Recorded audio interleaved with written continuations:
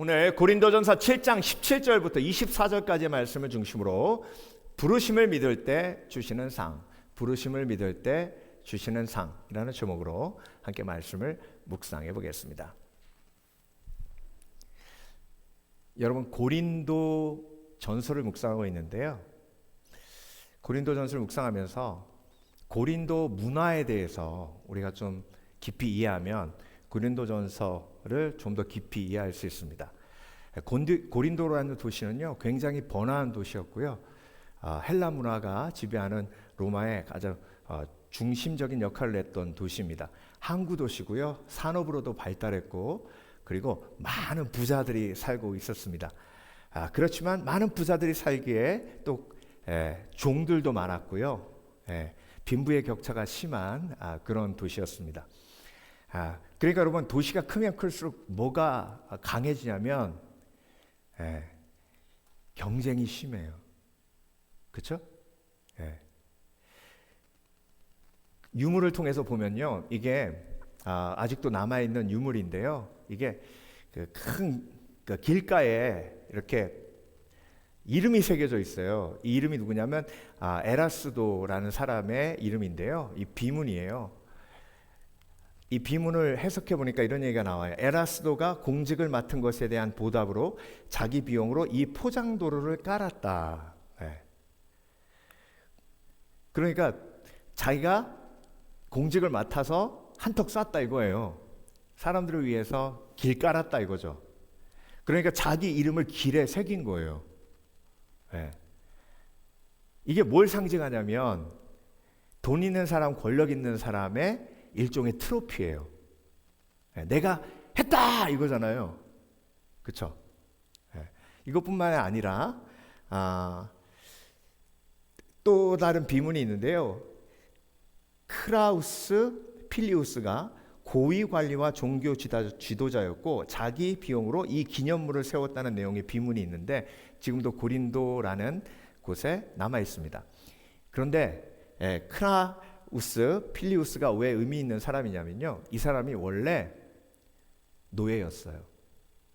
근데 노예가 자유인이 되고, 그리고 자유인이 성공해가지고 고위 관리와 종교 지도자까지 됐어요. 이게 고린도 문화를 이해하는데 굉장히 중요한 핵심인 게 뭐냐면, 노예도 노력하면 누가 될 수 있어요? 고위 관리가 될 수 있어요. 그러니까 경쟁이 어마어마하게 심한 거예요. 그런데 그 방법 중에 하나가 뭐냐면, 그 고린도의 특히 헬라 문화의 가장 중요한 핵심적인 사회 구조의 핵심 중에 하나가 뭐냐면 인맥이에요. 인맥, 줄타기. 그래서 종이 한 명이 지나가도요, 저 종이 누구에게 속했다는 걸 금방 알게 했대요. 그러니까 오늘 본문에 그 문화가 그대로 나왔죠. 그렇죠? 들어갔죠? 고린도 교회 바울파, 그리스도파, 게바파, 이게 왜 생겼는지 이제 아시겠죠? 내 뒤에 누가 있느냐에 따라서 이 사람이 사회적으로 높이도 올라갈 수 있는 거예요. 아무리 이 사람이 종이지만 그 종의 후원자가 힘 있는 사람이면 이렇게 고위 관직까지도 올라갈 수 있는 거예요. 이게 고린도 문화예요. 그러니까 여러분, 내가 지금 누구에게 속해 있는 게 너무나도 중요한 곳이 고린도예요. 그러니까 그 문화가 그대로 어디로 들어왔어요? 교회로 들어왔어요. 그리고 그 경쟁 문화가 그대로 교회로 들어왔죠. 여러분, 경쟁이 심하면 뭐가 발달하냐면 무시하는 문화가 발달해요. 인정하십니까? 경쟁이 심하면 내가 그 사람을 이겼다는 표시가 뭐예요? 그 사람을 무시하는 거예요. 자, 그래서 고린도 교회에 이런 경쟁하는 사회적인 문화가 그대로 들어와서 서로 경쟁하면서 서로 분파를 이루고 그 분파 속에서 서로 뭐 했어요? 무시했어요. 자, 그래서 지도자 파벌이 있었고요. 그리고 헬라파, 할례파, 비할례파가 있었어요. 유대인들은 할례 받았죠. 할례 받았던 얘기는 뭐예요? 선민이란 뜻이에요. 아유, 할례도 못 받은 것들이. 그러면 헬라 사람들은 뭐라고 무시해요? 아유, 철학도 모르는 저 무식한 것들이. 그러니까 할례파와 비할례파. 오늘 본문에도 할례받은 자, 할례받지 못한 자 이야기가 나오죠. 그리고 결혼에 대한 이야기가 나온 게 그거예요. 결혼한 사람들은 아유 결혼도 안 한 것들이. 그리고 결혼을 안 한 사람들은 아유 그것도 못 참고 결혼한 것들이. 이렇게 또 이것 때문에 갈라지는 거예요. 참 별의 별거 가지고 사람을 다 가르쳐, 그렇죠? 그런데 여러분 그 모습이 고린도 교회만 있습니까? 아니에요. 현대 교회도 그대로 묻어 있어요. 당연히 부자와 가난한 자의 경제적 계급은 뭐 말할 것도 없고요. 그리고 영적으로 우월한 사람, 영적으로 우월하지 못한 사람을 육적으로 돌렸고요. 영적으로 우월한 사람들은 누구예요? 고린도 전서 후반부에 나오는 방언하는 사람들, 영적인 체험을 한 사람들.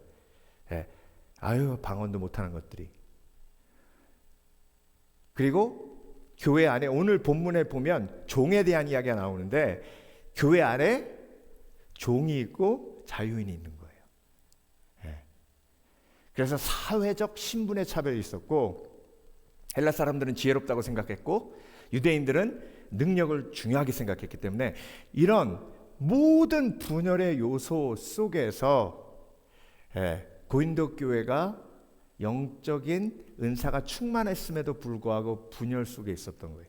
이걸 해결하기 위해서 사도 바울이 편지를 썼고요. 오늘 본문에 영적인 아주 중요한 개념이 나오는데 그 개념이 뭐냐면 여러분 오늘 본문에서 보셨죠? 우리가 찬양도 했죠? 뭐예요? 부르심이에요. 부르심. 부르심. 자, 지금 고린도라는 곳에 있었던 사람들 이 모든 것들을 성취로 생각했어요. 성취. 그러니까 내가 열심히 해서 지도자가 됐고, 내가 열심히 해서 바울 선생님의 제자가 됐고, 내가 열심히 해서 아볼로 선생님의 제자가 됐고, 내가 열심히 있는 유대인이고, 내가 열심을 내서 부자가 됐고, 이런 개념 때문에 서로가 서로를 무시하고 경쟁했어요. 그런데 사도 바울이 오늘 본문에 7장 17절에 뭐라고 말씀하십니까? 성령의 감동으로 오직 주께서 각 사람에게 나눠주신 대로 하나님이 각 사람을 부르신 그대로 행하라. 내가 모든 교회에서 이와 같이 명하노라. 그건 너희의 성취가 아니라 뭐라는 거예요? 부르심이라는 거예요. 네가 유대인으로 태어난 것도 부르심이라는 거예요. 네가 헬라인으로 태어난 것도 부르심이라는 거예요. 네가 부자가 될 수 있었던 것도 부르심이고 네가 지금 노예인 것도 부르심이라는 거예요. 그건 너의 성취가 아니라는 겁니다. 여러분 달란트 비유 잘 아시죠? 그렇죠? 달란트 비유. 5달란트 받은 사람, 2달란트 받은 사람, 1달란트 받은 사람 있잖아요. 이게 달란트 지금 1달란트를 미화로 계산하면 한 20만 불에서 30만 불 정도 됩니다. 근데 5달란트, 2달란트, 1달란트 받은 게 공평해요? 안 공평하죠. 그렇죠? 그러면 5달란트, 2달란트, 1달란트 받은 사람이 느낀 건 주인이 5달란트 받은 사람을 더 사랑하게 보이잖아요. 그렇죠? 그러니까 여러분 요것만 보면 5달란트가 곧 나의 정체감이에요. 나는 5달란트 받은 사람이다. 쟤는 2달란트 받은 사람이다. 쟤는 아유 1달란트 받았어. 자 이렇게 보면 우리 삶에 한번 적용해 볼게요. 손 들어 보세요. 나는 5달란트 받았다. 5달란트 받았다라고 얘기하려면 최소한 왕궁에서 태어나거나 사우디 오일 재벌의 아들로 태어나거나 그 정도 돼야 되죠. 그런 분 계세요 혹시? 그런 분은 여기 없다고 생각을 드는데 그러면 여러분 이제 고만고만한 2달란트 내지는 1달란트잖아요. 근데 그게 내 아이덴티티가 되면, 내 정체감이 되면 어떻게 돼요? 계속 비교하게 되죠. 그렇죠? 예. 그러니까 내 아이덴티티가 된다는 건 나도 모르게 그걸 성취로 여긴다는 거예요. 근데 여러분, 5달란트 받은 사람이나 2달란트 받은 사람이나 1달란트 받은 사람이나, 그게 성경은 뭐라고 얘기하시냐면 부르심이라고 얘기하시는 거예요. 뭐라고요? 부르심. 왜? 예수 그리스도가 십자가에 못 박혀서 죽으셨기 때문에. 그렇죠? 예. 5달란트 받은 사람이나 2달란트 받은 사람이나 1달란트 받은 사람이나 달란트 받기 전에 뭘 받은 거예요? 뭘 받았어요? 구원. 그렇죠? 구원, 그 엄청난 걸 받았어요. 그러니까 공평해요, 안 해요? 공평해요, 안 해요? 공평하죠? 그렇죠? 그 어마어마한 걸 주시고 은혜로 공평하게 영원한 생명을 주신 다음에, 그 다음에 뭘 주신 거예요? 5달란트, 2달란트, 1달란트 주신 거예요. 그걸 뭐라고 불러요? 부르심이라고 불러요. 그러니까 구원받음을 믿으면 부르심을 주신 것에 대한 믿음이 딸려와요. 그렇죠? 근데 구원받은 걸 믿지 않으면 5달란트는 곧 나의 정체감이에요. 나의 모든 거라고요. 자, 여러분께 여쭤봅니다. 하나님이 저와 여러분에게 5달란트를 준 사람도 있고 2달란트 준 사람도 있고 한 달란트 준 사람도 있어요. 그렇죠? 예.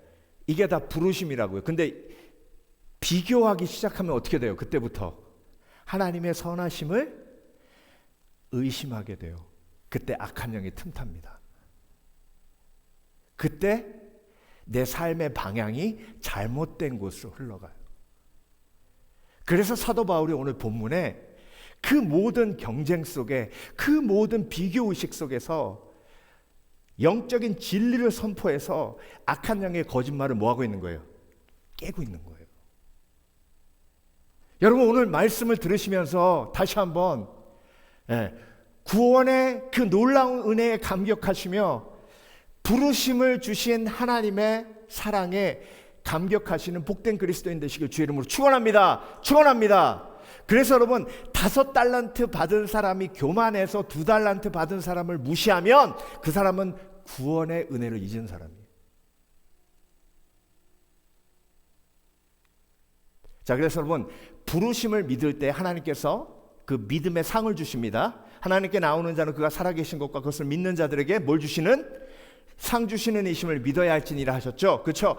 그러면 부르심을 믿을 때 주시는 상, 부르심을 믿는다는 건 어떤 의미라고요? 하나님이 나에게 십자가의 은혜를 통해서 가장 엄청나고 가장 위대한 영생을 주셨고, 그 영생을 주시면서 함께 딸려오는 게 뭐예요? 이제 내가 나의 성취를 위해서 사는 것이 아니라, 나의 바벨탑을 쌓는 것이 아니라 하나님 말씀에 순종하는 삶을 살도록 하시기 위해서 부르심을 주시는 거잖아요. 그 부르심을 믿을 때 내 삶에 임하게 되는 상이에요. 그러니까 사도 바울은 그걸 알고 있는 거예요. 그러니까 영적으로 분별해서 그 경쟁의식과 그 비교의식을 뭘로 깨는 거예요? 부르심으로 깨는 거예요. 첫 번째, 부르심을 믿을 때 주시는 상, 비교의식을 극복할 수 있습니다. 여러분, 5달란트, 2달란트, 1달란트 말로는 공평하다고 하죠. 얼마나 비교 많이 하셨어요, 지금까지. 저도요, 수도 없이 신학교 다니면서 열등감에도 빠지고 한숨에도 빠지고, 정말 그때는요, 어떻게 이렇게 목사님 자녀들이 부러운지, 야, 쟤네들은 무슨 복이 많길래 목사님 가정에서 태어났나? 부모님이 기도해 주시고 막 그런 게 너무 부러웠어요. 근데 이렇게 같이 지내다 보니까 어떤 한 친구가 제 옆에 앉더니, 야, 재근아, 난 네가 너무 부럽다 그러는 거예요. 목사님 아들이. 그래서 제가 웃기고 있네. 속으로 웃기고 있네. 막말을 해라, 막말을 해. 우리 150명 중에 불신자 가정에 온 애는 성웅이하고 나밖에 없는데, 예? 뭐라 그러는지 아세요? 너같이 정말 믿지 않는 가정에서 신학교 왔다는 건 확실한 부르심이 있고 확실한 성령 체험이 있다는 의미이지 않니? 근데 나는 그냥 아버지 어머니가 기도하셔서 너는 목사 돼야 된다 그러고 와가지고 내가 정말 이 길을 가야 할까? 아직도 헷갈려 그러는 거예요.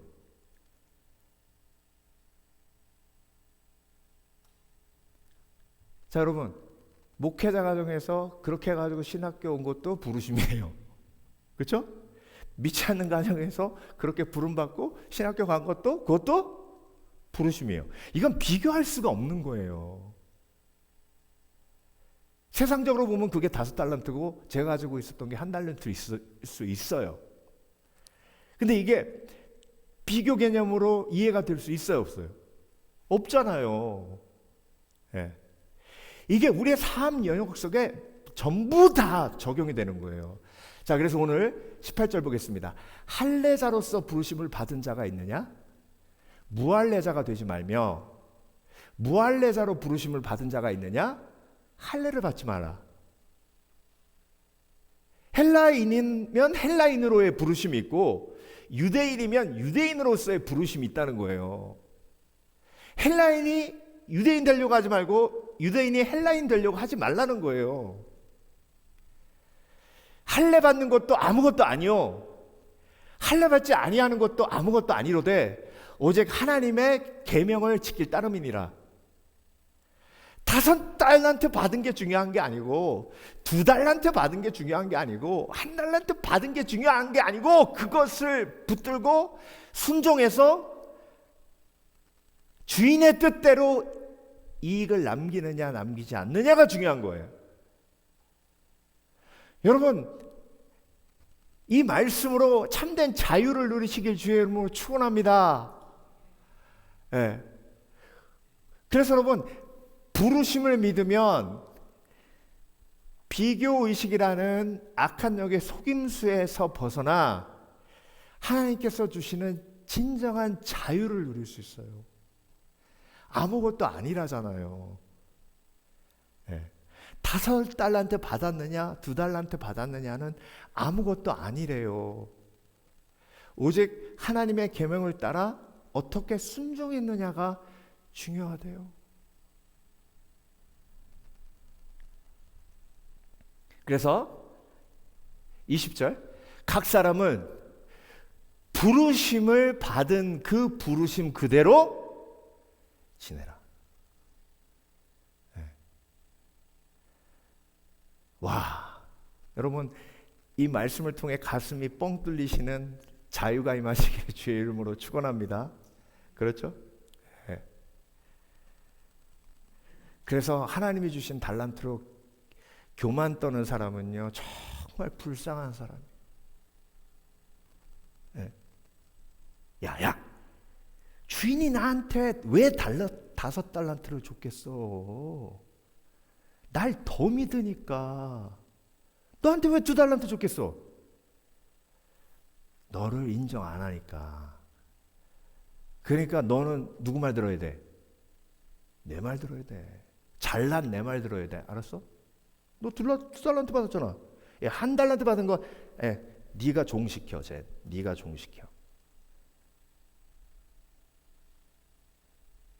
이 개념이 사회에서 소위 지배하기 위한 철학으로 쓰입니다. 네 집안이 이렇잖아. 그 얘기는 뭐야? 네 조상이 죄가 많다는 거야. 나 잘 됐잖아. 그 얘기는 뭐야? 우리 조상이 잘했다는 거거든. 그러니까 내가 리더가 되고 너는 내 밑에서 내가 시키는 대로 종처럼 지내야 돼. 이게 지배 논리예요. 지금까지 역사를 지배해온 지배 논리예요. 그래서 1달란트 받은 사람들이 들어보면 맞는 거예요. 맞는 거. 그렇게 속지 말라는 거예요. 여러분, 각 사람은 부르심을 받은 그 부르심 그대로 지내라. 믿음으로. 여러분, 그 믿음이 여러분 속에 있으신 줄 믿습니다. 네. 고린도전서 12장 18절. 그러나 이제 하나님이 그 원하시는 대로 지체를 각각 몸에 두셨으니, 부르심에 대한 설명 중에 고린도전서 12장으로 가면 그 부르심을 지체로 설명해요.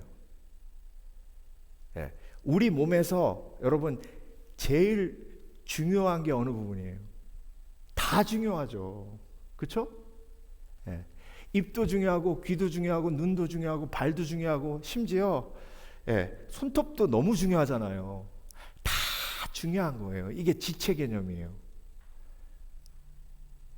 그러니까 발이 발 역할을 해야지. 왜 나는 땅만 짚고 다니는 거야? 야, 손 바꿔! 그러면 여러분 우리가 강아지처럼 기어 다녀야 돼요. 근데 다리를 또 들고 다녀야 되네. 이게 엉망진창되는 거예요. 갈라디아서 6장 4절에서 5절 보겠습니다. 각자 자기 행위를 살피십시오.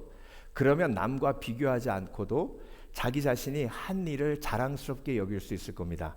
사람은 누구나 자기 자신의 짐을 져야 합니다. 이 얘기가 무슨 얘기냐면 갈라디아서의 5장 6장의 성령에 대한 이야기잖아요. 그렇죠?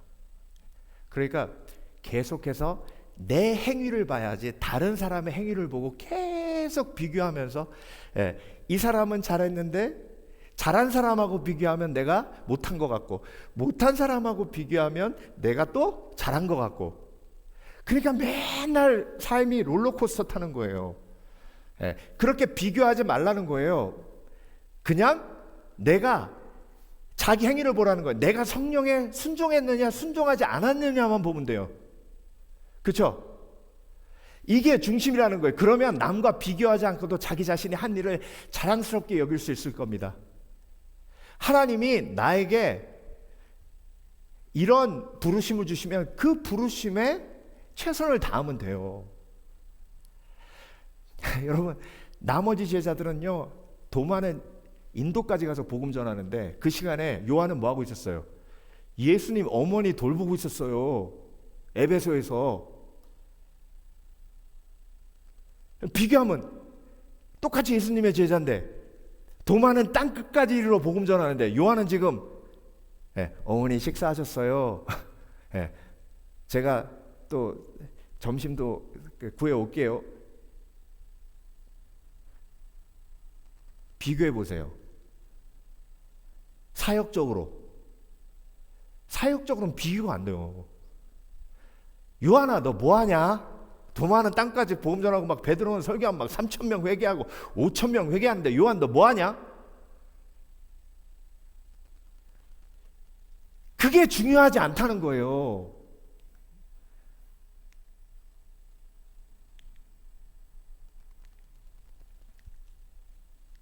잘못 눌렀네. 그래서 여러분, 누가 뭘 했느냐가 중요한 게 아니라 지금 내 속에 계신 성령께서 나에게 뭘 원하시느냐가 중요한 거예요. 그래서 내가 그 성령의 인도하심에 오늘도 순종하고 있으면 그게 부르심에 온전히 순종한 삶인 줄 믿습니다. 믿습니다. 자, 그래서 여러분 라헬하고 레아를 보면요 이게 웃겨요. 라헬은 레아를 부러워하고 레아는 라헬을 부러워하고 30장 1절 보세요. 라헬이 자기가 야곱에게 아들을 낳지 못함을 보고 그의 언니를 시기하여. 여러분 라헬의 부르심이 있고 레아의 부르심이 있죠. 그렇죠? 그렇죠? 근데 여러분 우리가 라헬이 될 때가 얼마나 많은지 몰라요. 근데 레아는 또 라헬이 얼마나 부러우냐면요, 자기 아들들을 쭉 낳았는데 뭐라고 이름 붙이냐면 르우벤 낳았을 때 여호와께서 나의 괴로움을 돌아보셨다. 내 남편이 사랑하는 여자는 내가 아니라 누구예요? 내 동생 라헬이에요. 그러니까 아들을 낳아도 행복하지 않아요. 시므온을 낳았을 때는 여호와께서 내가 사랑받지 못함을 들으셨다. 예. 레위를 낳았을 때 이제는 남편이 나와 연합하리라. 예. 근데 유다를 낳고 모든 건 내려놨어요. 내가 이제는 여호와를 찬송하리로다. 예. 여러분, 이렇게 비교의식에서 벗어나 참된 나의 부르심을 찾아가는 여정이 믿음의 여정인 줄 믿습니다. 그러니까 지금 레아가 너무 라헬이 부러운 거예요. 근데 또 라헬은 레아를 부러워하네. 이게 인생이에요. 이게 인생이에요. 여러분이 너무 부러워하는 그 사람이요. 기억하세요. 또 여러분 부러워해요. 여러분, 김연아 선수가 올림픽에서 금메달 따고 뭐라 그랬는지 아세요? 뭘 제가 제일 하고 싶냐 그랬더니 뭐라 그랬는지 아세요? 친구들하고 학교 앞에 있는 분식점 가서 떡볶이 먹고 싶다 그랬어요. 올림픽 금메달 딴 김연아 선수는요, 자기 또래 아이들 분식점 가서 떡볶이 먹는 게 부러운 거예요. 근데 걔네들은 TV 보면서 엄마가 야 너도 18살, 쟤도 18살인데 쟤는 금메달 따고 너는 아이고 깨워야 일어나냐? 깨워야 일어나? 그러니까 이게 인생이에요. 그러니까 여러분, 우리는요 뭘 알아야 돼요? 명확하게 우리의 부르심을 알아야 돼요. 나의 부르심은 무엇인가? 내가 레아의 부르심인가? 라헬의 부르심인가? 그러니까 결국 인내하면 하나님이 내가 이제는 여호와를 찬송하리로다라는 자유를 주시는 거예요. 두 번째, 부르심을 믿을 때 주시는 상. 첫 번째는 비교의식에서 벗어나는 참된 자유를 주시는 상을 누렸고, 두 번째는 주 안에서 나를 찾는 평안을 누립니다. 자, 여러분, 부르심을 모를 때요, 부르심을 모를 때 내가 나를 만들어 가려고 해요. 자, 21절 보겠습니다. 내가 종으로 있을 때에 부르심을 받았느냐? 염려하지 말라. 그러나 내가 자유롭게 될 수 있거든 그것을 이용하라. 자, 그래서 종으로 있을 때에 부르심을 받았어요.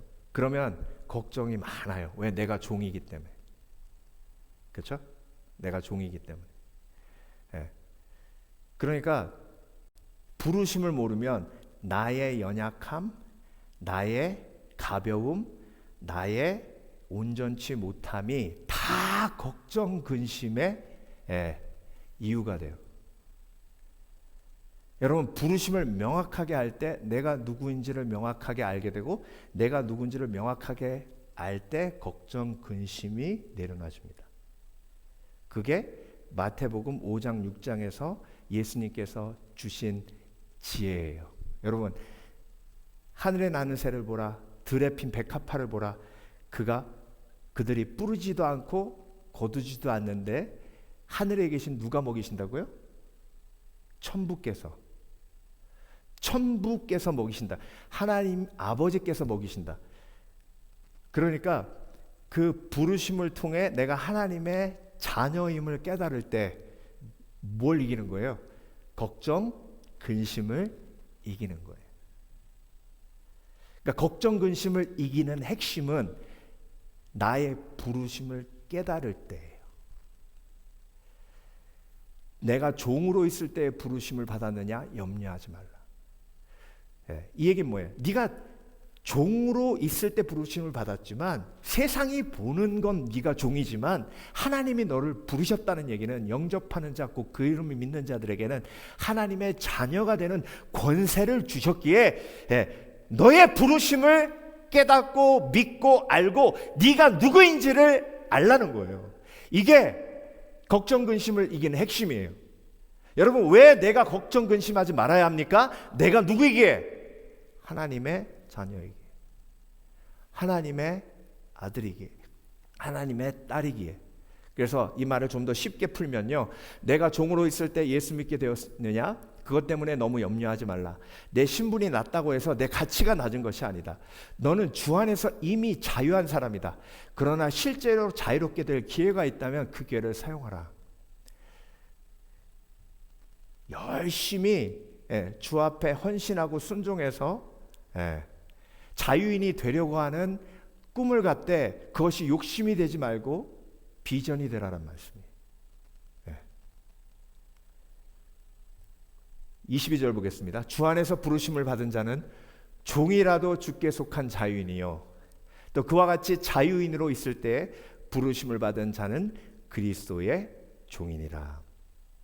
여러분, 그래서 주인도 걱정이 많아요. 종만 걱정이 많은 게 아니에요.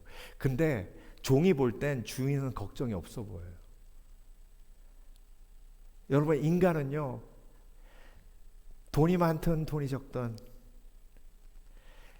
성취가 많든 성취가 적든 걱정 근심이 떠나질 않습니다. 그렇죠? 부르심을 통해 내가 누구인지 확인해 나가는 겁니다. 날마다 하나님이 나를 부르셨기에 내가 나인 거예요. 그것을 내 마음속에 새길 때 흔들리는 세상의 모든 풍파 속에서 중심을 잡고 평안을 누리는 지혜가 우리 가운데 임하는 줄 믿습니다. 사도 바울이 지금 그 얘기하는 거예요. 여러분, 이 사람이 누구예요?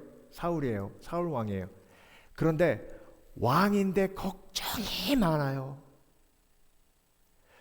왕인데 걱정이 많아요. 왜? 5달란트를 받았는데 이게 하나님의 부르심이 아니라 내가 이룬 거라고 착각하는 거예요. 내가 이룬 거기 때문에 누가 지켜야 돼요? 내가 지켜야 되는 거예요. 근데 왕이라는 걸 부르심으로 인정했을 때는 어떻게 돼요? 하나님이 부르셨기에 그 부르심이 맞춰지면 그 부르심을 다른 사람한테 줘야 되잖아요.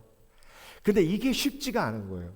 그러니까 여러분, 5달란트 받은 사람의 딜레마예요.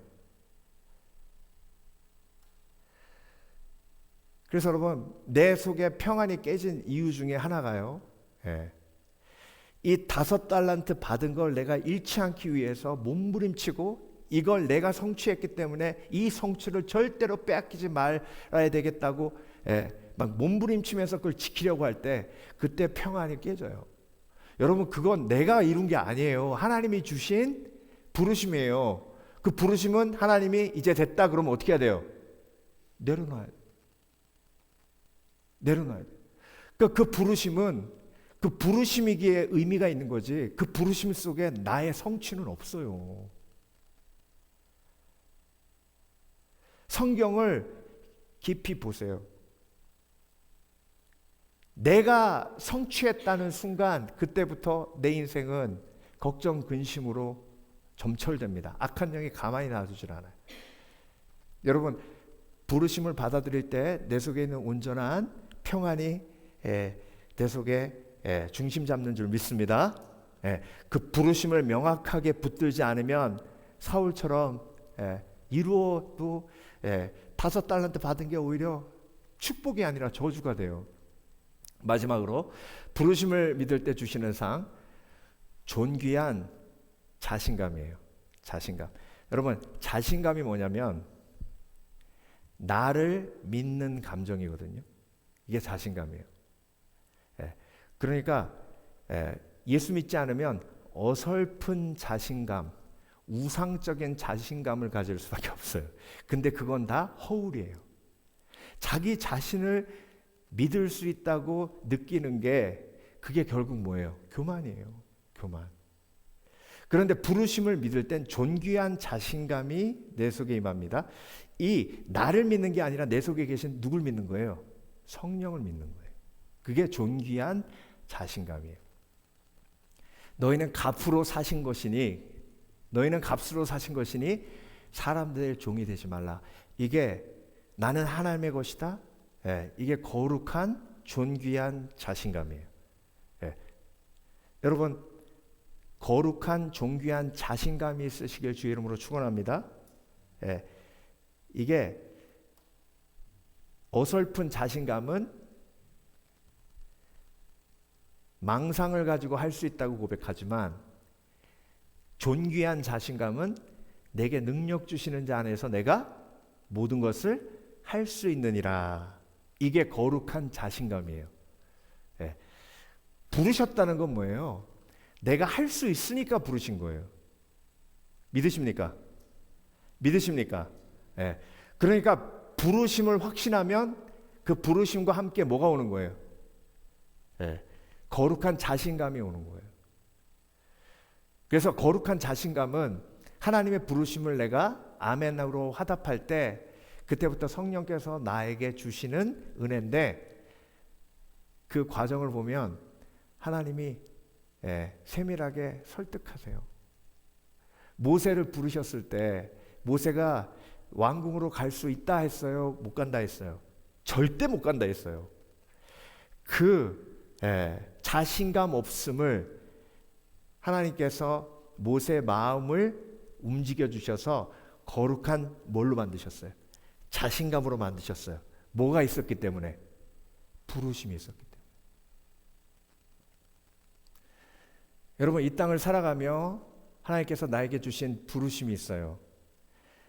남편으로의 부르심, 아내로의 부르심, 어머니로서의 부르심, 아버지로서의 부르심, 그리고 교회 안에서 맡은 직분자로서의 부르심, 그리고 중보기도자로서의 부르심. 이 부르심이 명확한 사람은 하나님께서 그 부르심을 감당할 수 있도록 뭘 주신다고요? 자신감을 주세요. 여러분, 자신감은요, 내 속에 하나님께서 주시는 선물이에요. 그래서 그 자신감을 사모하시는 지혜가 있으시길 주의 이름으로 축원합니다. 24절, 형제들아 너희는 각각 부르심을 받은 그대로 하나님과 함께 거하라. 하나님과 함께 거하라. 이게 오늘 말씀의 핵심이에요. 마무리고. 여러분, 부르심을 받은 그대로 하나님과 함께 동행하는 줄 믿습니다. 그래서 그 부르심의 그 삶 속에 하나님이 평안을 주시고 소망을 주시고 만족을 주실 줄 믿습니다. 열왕기상 17장을 보면요, 엘리야가 아합에게 가가지고요 뭐라고 얘기하냐면, 앞으로 이제 수년 동안 비가 내리지 않을 거라고 얘기하거든요. 근데 엘리야가 하는 말을 보세요. 나의 섬기는 이스라엘 하나님 여호와 사심을 가리켜 맹세하노니 내 말이 없으면 수년 동안 우로가 있지 아니하리라 하니라. 자, 하나님이 이렇게 말씀하셨는데 하나님의 말씀이 없으시면이 아니고 엘리야가 뭐라고 얘기했어요? 내 말이 없으면. 그러니까 이 얘기는 뭐예요? 아합, 너 나 무시하지 마. 나 하나님의 종이야. 하나님이 나를 통해 말씀하셔.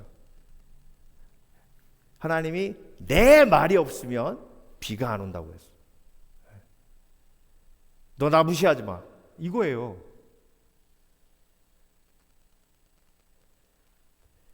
이 엘리야를 하나님이 연단하셔가지고요, 결국 이런 마음 때문에 하나님이 시키지도 않은 영적 대전쟁을 갈멜산에서 일으키고 하나님이 그걸 그래도 국리를 여기시고 받아주셨잖아요. 그리고 승리하게 하시죠. 근데 승리한 결과가 뭐예요? 영적 침체예요. 나를 죽여주시옵소서 하고 브엘세바 내려가서 자살하려고 했어요. 그 깨어짐과 낮아짐을 통해 엘리야가 회복되어 영적인 온전한 자신감이 그 마음속에 생겼을 때 엘리야는 완전 다른 사람이 됩니다. 여러분, 우리가 예수 믿어도요, 이게 깨지기가 너무 힘들어요. 내 말이 말이야, 하나님이 말이야, 나를 통해서 이거 깨지는 게요 너무 힘들어요. 근데 여러분, 우리는 그 과정 속에, 그 연단 속에 있기에 소망이 있는 줄 믿습니다. 그래서 내 인간적인 자신감이 깨지면 깨질수록 하나님이 주시는 존귀한 자신감이 세워져요. 그러니까 나라는 우상이 깨지면서 하나님이 주신 온전한 영적인 내가 세워지는 거죠. 그래서 나를 부인하면 부인할수록 나의 자신감은, 존귀한 자신감은 어떻게 돼요? 올라가요. 올라가. 그래서 내가 오늘도 자신 있는 이유가 오직 예수 그리스도의 십자가의 은혜가 되시길 주의 이름으로 축원합니다. 축원합니다. 자, 마지막으로 릴리안 헌트 트래셔라는 선교사님 이야기하고 마치려고 해요. 이 선교사님은 사역지가 이집트였고, 그리고 Mother of the Nile, 마마 릴리안이라고 불렸습니다. 이집트 최초의 고아원을 설립했는데요. YM 선교사예요. 제가 훈련받은. 그래서 YM어들은 이 책을 꼭 필독서로 읽는데, 이분이 1910년에 약혼자하고 이제 결혼을 10일 앞두고 있었어요. 근데 하나님이 인도 선교사를 통해서 말씀을 듣게 하시고, 그 말씀을 통해 인도 선교사로 부르십니다. 그래서 그 부르심이 너무나 명확해가지고 약혼자한테 결혼 10일 남겨두고 하나님이 나를 부르셨다. 나와 인도로 같이 가자 얘기한 거예요. 근데 그 약혼자가 미쳤냐? 너를 불렀지 나를 불렀냐? 그래가지고 결혼을 취소하고 1910년에 인도로 들어갑니다. 그런데 인도에 들어가서 얼마 있다가 길거리를 지나면서, 인도에는 지금도 뭐 그렇지만 그때 당시에도 사람들이 그냥 길거리에서 죽어나갔대요. 근데 한 엄마가 길거리에 쓰러져서 애가 우는데 가서 봤더니 엄마는 거의 다 죽었더래요. 근데 엄마가 눈물 흘리면서 제발 이 아이 좀 맡아달라고 그러는데, 같은 선교팀이 이 갓난 아이를 우리가 데려다 키우면 우리가 사역을 할 수 없다고. 근데 이 선교사님이 성령의 감동을 받은 게 뭐냐면, 너를 내가 인도에 보낸 이유가 이 부르심이다. 이 아이 한 명 때문에 내가 너를 보냈다라는 감동이 있는 거예요. 그러니까 나머지 팀은, 아니 우리가 할 일이 얼마나 많은데 네가 이 아이 한 명에게 묶여가지고 그럼 뭐 하는 거냐? 그래서 그 팀에서 쫓겨나요. 여러분, 팀에서 쫓겨나면 서포트가 있어요, 없어요? 없죠. 그러니까 인도에서 서포트 없이 사역하면 굶어 죽는 거예요. 근데 그 아이 데리고 방 하나를 얻어서 그 아이를 돌봅니다. 여러분, 이게 저는 이 책을 보면서 이게 부르심이다. 근데 여러분, 그 아이가요 5명이 되고 10명이 되고, 그래서 이집트 최초의 고아원이 설립됐는데 50년 동안 그 고아원을 거쳐간 아이가 25,000명이에요. 50년 동안. 이 선교사님이 돌아가실 때 그때 그 고아원에 1,200명의 고아가 있었답니다.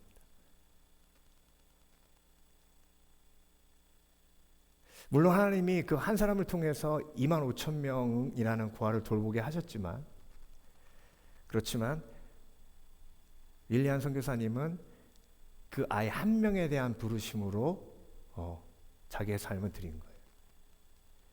여러분, 이게 하나님 나라의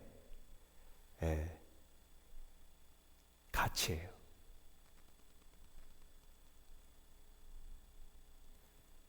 저와 여러분, 오늘도 우리의 삶을 돌아보며 우리의 부르심을 기억하길 원합니다. 그 부르심이 어떤 부르심이든 하나님이 주신 부르심이 나예요. 나. 그래서 그 부르심을 믿을 때 비교의식을 극복하는 상을 누리고, 주 안에서 나를 찾는 평안을 누리고, 그리고 존귀한 어설픈 우상과 같은 자신감이 아니라 존귀한, 당당한 하나님이 주시는 축복된 자신감을 내 속에 누릴 수 있습니다. 오늘도 그런 하나님의 은혜 속에 부르심을 쫓아 하나님 앞에 영광 돌리시는 복된 그리스도인 되시길 주의 이름으로 축원합니다. 축원합니다. 기도하겠습니다.